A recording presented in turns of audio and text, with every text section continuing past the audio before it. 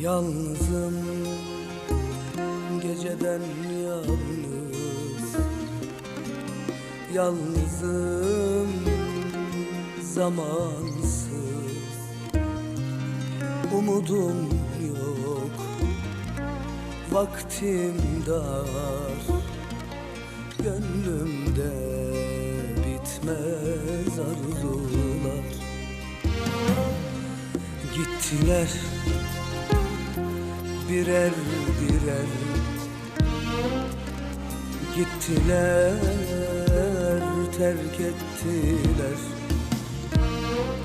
Vefasızlar, hayırsızlar. İçim yanar, ciğerim sızlar. Yaktılar yüreğimden, vurdular can evimden. Kitapsızlar, imansızlar. Allah'ından korkmayan kullar. Kitapsızlar, imansızlar. İçim yanar, ciğerim sızlar.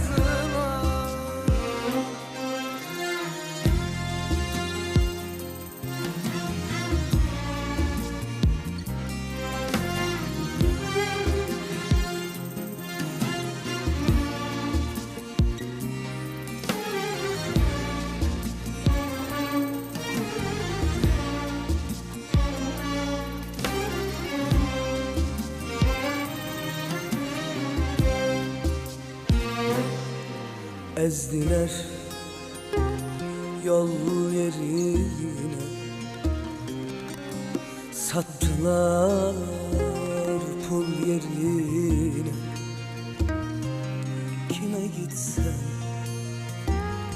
ne söylesem, kim ağlar benim yerime?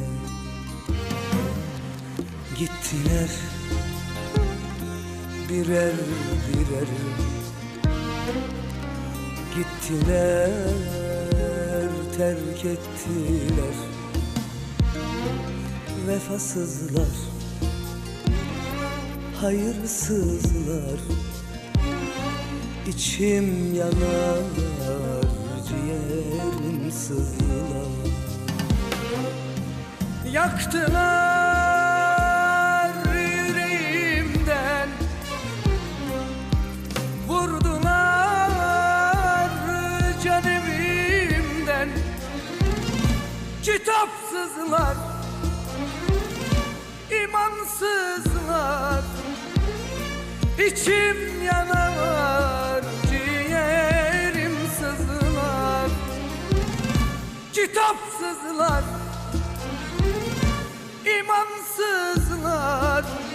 Ona gitsem, şuna gitsem, kim ağlar benim yerime? Kim yanar, kim?